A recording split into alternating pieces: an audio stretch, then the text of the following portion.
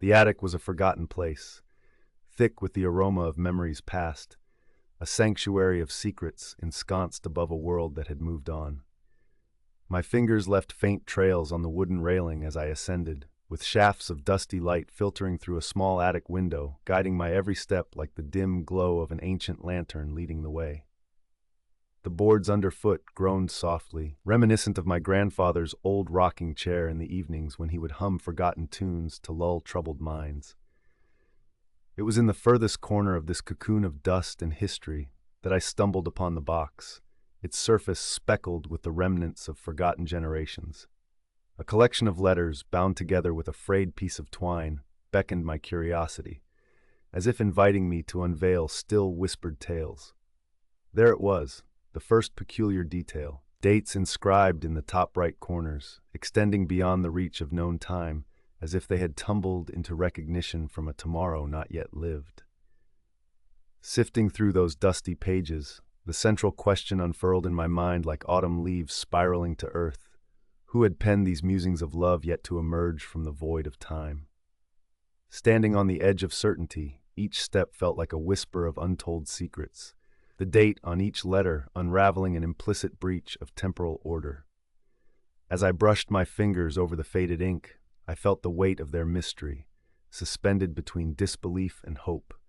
The handwriting spoke in loops and swirls, fluid and deliberate, possessing a cadence that was both enchanting and intimidating. Outside, the distant chatter of children playing merged with my thoughts, a peculiar juxtaposition of present-day innocence against the enigmatic allure of clandestine correspondences. Could it be a trick of the past, perhaps a misunderstood family tradition, or a long-lost practice of crafting futures as an act of profound longing? In the muted glow of the fireplace, each word seemed to dance with hope, casting silhouettes against my quiet despair. I found myself cocooned in the gentle warmth, yet ached with an unspoken loneliness that seeped through like the fine silt of memories best forgotten. Another letter shared a narrative more personal, a note so tender it felt as though it had been written to the fractures of my very soul. The soft rustle of paper being turned confirmed the living testament of feeling bound in these ghostly parchments. A thread of kinship wove itself stealthily into my consciousness. How often have I craved words like these, believing them fantasies? Here they were, no more imagined than the chill-biting wind, inciting the solitude to unravel slightly, like threads from an old quilt, a quilt I might spread to catch whatever future awaited on tomorrow's horizon. The library was a sanctuary of stories, yet these letters told tales beyond its archives. Sunlight streamed through the large windows, laying warm golden patterns across rows of aging books, blending past with present. There, nestled between familiar reading chairs, I spread out the letters in front of me, tracing their elegant script with the reverence one might reserve for a relic.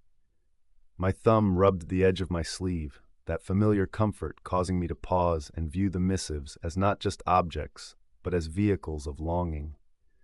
Each word in these letters felt deliberate, leaving trails that threatened to blanket the skepticism I'd so carefully cultivated. The sweet musk of aged cedarwood lingered, a gentle reminder of the attic's embrace where the letters had laid in wait, waiting for me to imbue them with life once more. This letter spoke of a September evening with the precision of someone who had lived through hundreds of autumns. Yet, a line caught my skeptical eye, a reference to a town event I knew had no place in recorded history.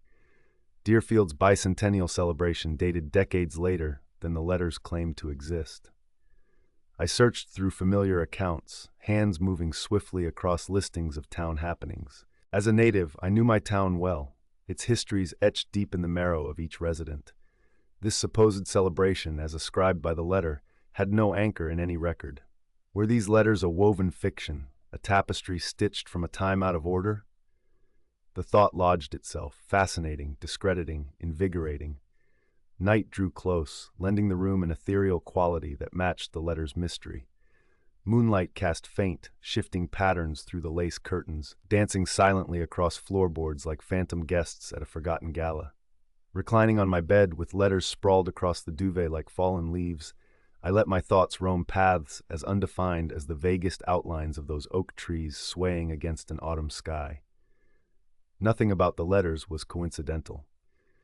They called at edges of understanding, anchored by an invisible thread linking past and future, reality and dream. But this discord in dates and events was a tangle, a loose end in the fabric of what should have been straightforward. The rustle of leaves outside, a gentle backdrop of nature's music, mirrored the rustling thoughts that refused to settle. As the notion fortified itself that these mismatched details weren't mere oversights, but crafted elements, I was left wondering yet again. Question after question wove through my mind. Who could know Deerfield so intimately yet confound its history? The shadows outside elongated, merging into one another, obliterating the separation between tree and night. While my heart doubted less and less that the author's intent was true, my head acknowledged the unraveling of their claims. They urged me forward, each step compelling me across tomorrow's horizon, which seemed just a bit closer now.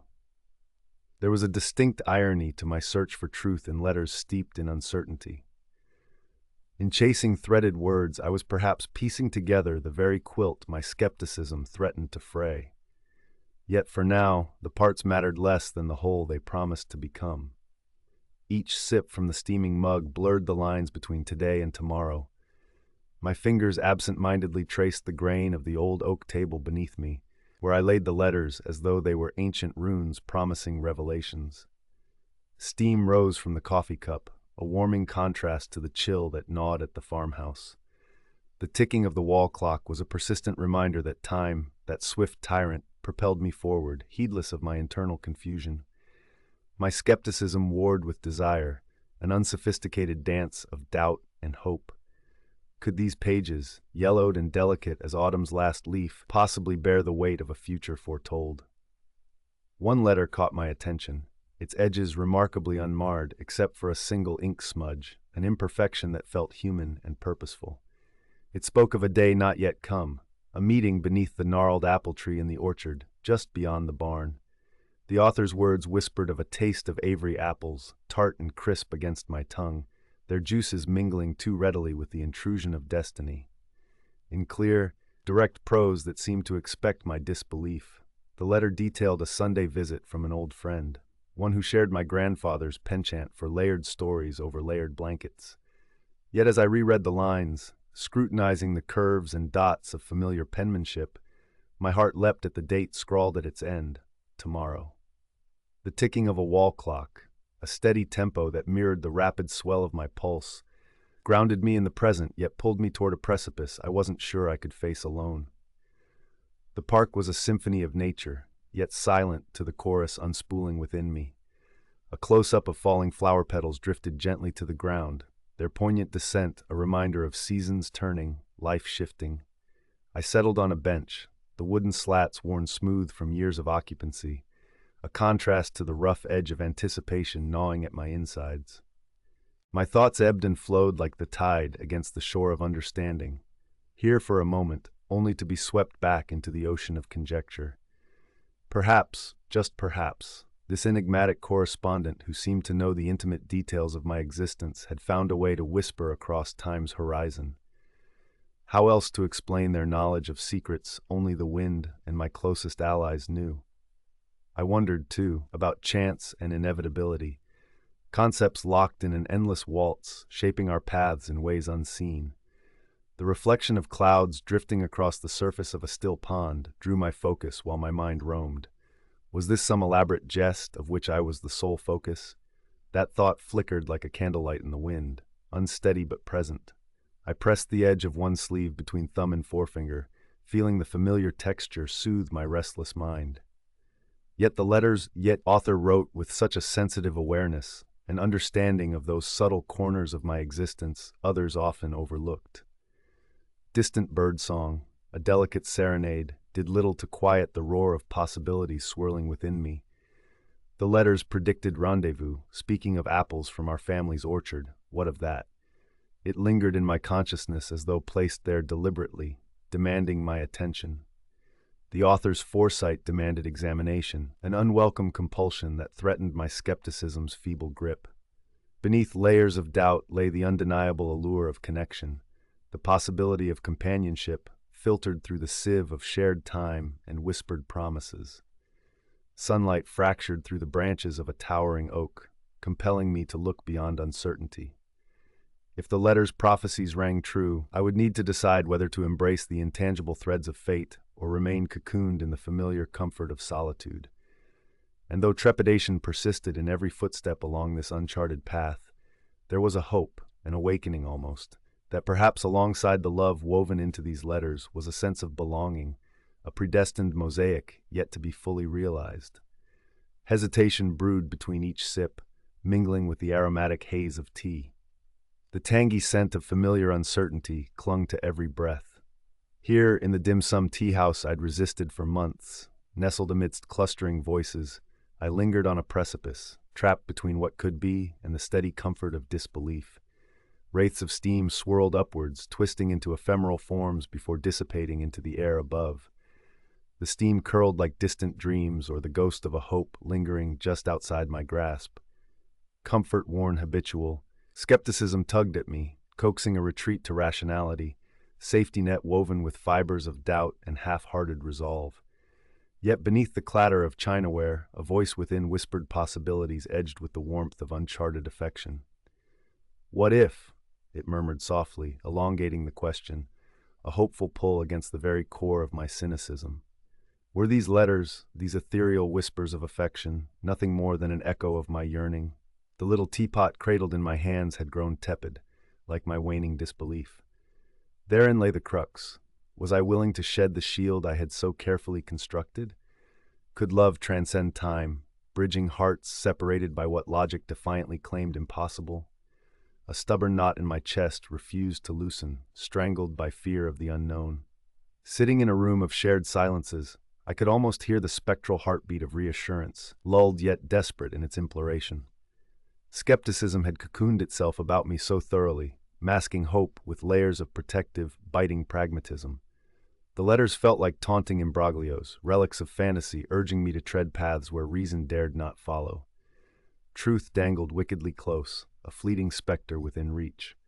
Time seemed to pause, suspended with the sun, tethered to my wavering resolve as I stood amidst the clock tower's shadowed sanctuary. A medieval relic, its grand mechanics turning as slowly as the twirl of emotion claiming my soul. Golden sunlight spilled through clock faces, casting intricate patterns on the worn stone floor. Sunset bled into twilight, each amber hue playing across my doubts, casting long shadows that danced upon the years I'd guarded myself so fervently. This place, these whispers of time and sky, held the promise of eternity caught in amber, yet even in its serene embrace, my heart shuddered. Logic, always the staunch resistor, questioned the surreal, demanded solidity where none was forfeited. Could these writings possibly be destined from another temporal plane? Distant, rhythmic ticking resonated, each second a reminder of precious seconds slipping ever beyond my grasp. How could connections spanning time, knitted through professed ardor inscribed so lovingly, truly be more than an illusion? Science would dictate one thing, but my heart clung to fiction with an arching tenacity that rivaled the best of dreamed possibilities. The horizon, softly dawning with the shaded whispers of tomorrow's horizon, danced in the reflection of unfathomable potential. Even so, with each tick, the abyss between veracity and hope roared resplendent, daring me to leap. Could I overlook the scars of earthly hesitation to embrace the ephemeral ribbons grazing my very soul?